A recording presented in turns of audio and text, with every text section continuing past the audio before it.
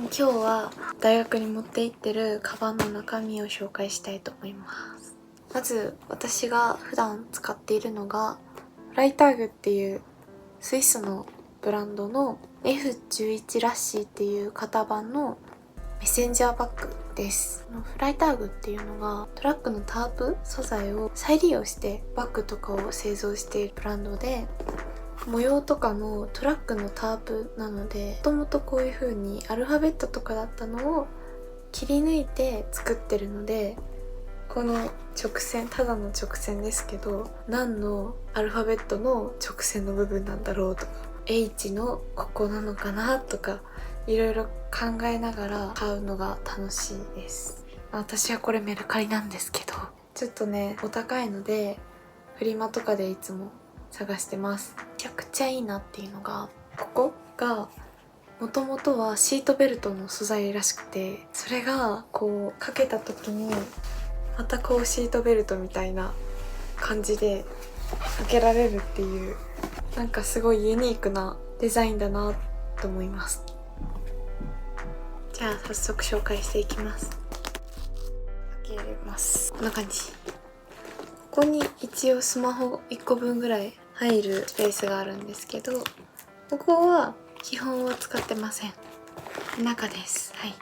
まずメガネケースなんですけど、中はサングラスが入ってます。これはユニクロの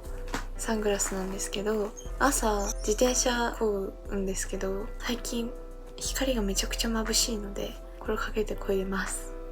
でこのサングラスを持ってる日もあれば、いつも家でかけてるメガネなんですけど、これを今コンタクトしてるんですけど、裸眼の日はこれを入れて持っていきます。次にインディアンです。で次がポーチにリップとかハンドクリームとか、またミンティアがあるもうないかなと思っていつも買っちゃうんですけども、ミンティア。最近お気に入りのハンドクリームがこれ、韓国のチっていうところのやつなんですけど、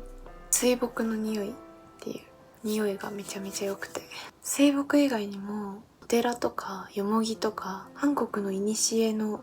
文化みたいな、すごく素敵なパッケージもね、おしゃれなハンドクリームです。これをポーチで入れてます。で次、もうこれを忘れたら一日が元来するエアポッチで、ティッシュです。ティッシュで、あとはこれがガジェット類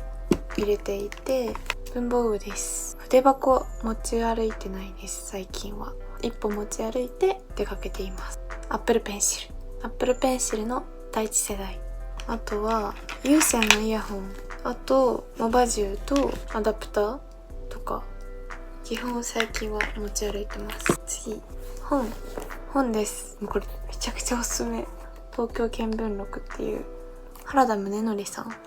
のエッセイなんですけど、私原田さんの小説一冊しか読んだことなくて、これ19、20歳っていうちょうどこのぐらいの年齢の人たちにめちゃくちゃ刺さる本だと思います。30年ぐらい前の小説なんですけど、いくら時代が移り変わってもこの19歳20歳のこの間の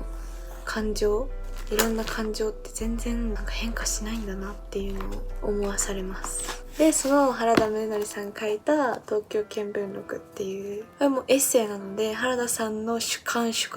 て感じなんですけど、この目次だけ見ると主要都市とか、駅名とか、こういろんなディズニーランドっていう項目もあるんですけど、ゴリゴリの原田さんの偏見で書かれてる内容なんですけど、これ原田さんが30歳ぐらいの時に出されたものなんですけど、だから今から30年前ぐらい、これも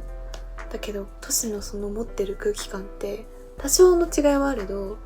30年経っても私たちの一般人の目線でも掴み取れる主観の印象とほとんど変わらないところが結構多くて、面白いなーっていう風に思います。だからこれをね、地下鉄とか東京を走る電車を乗りながら読むと、なんかたまたまその読んでる時にその停車駅だったりするとめちゃくちゃ引き圧面白いのでおすすめです。でブックカバーがめっちゃ可愛いよな。全部本革なんですけど、イソラさんっっていう革小物屋さんで一回革のワークショップみたいなのに参加した時に特典みたいなのでいただいて、もう8年ぐらい使ってますね。だからもう馴染んできてめちゃくちゃ嬉しいです。はい。でこれは汚いんですけど、家の鍵とチャリの鍵が入ってます。ダブルジップであるんですけど、両方とも違う入り口になってて、いろいろ入って、飴とかガムとかも入れてます。で、あとはお財布です。これは今年の自分の誕生日にプレゼントでいただいたんですけど、コムデギャルソンのお財布です。人生で初めてハイブラのお財布。ギャルソンってめっちゃこの L 字型のお財布有名で、ずっと欲しくて、エンボスのドット柄になってて、これがもうめちゃくちゃ可愛くて超使いやすいのでめっちゃおすすめです。であとこれこの間セカストに古着買いに行ったんですよ。で買ってもう即着たんですね。もうその日にもう着ちゃったんですよ。そしたらポッケこうやってガサガサってやったらなんか中華民国旧貨幣ですかね、出てきて、ちょっとどうしようどうしよう、なんかわけも分からず日本円に紛れて財布に入れてるんですけど、どうしようかなって感じですね。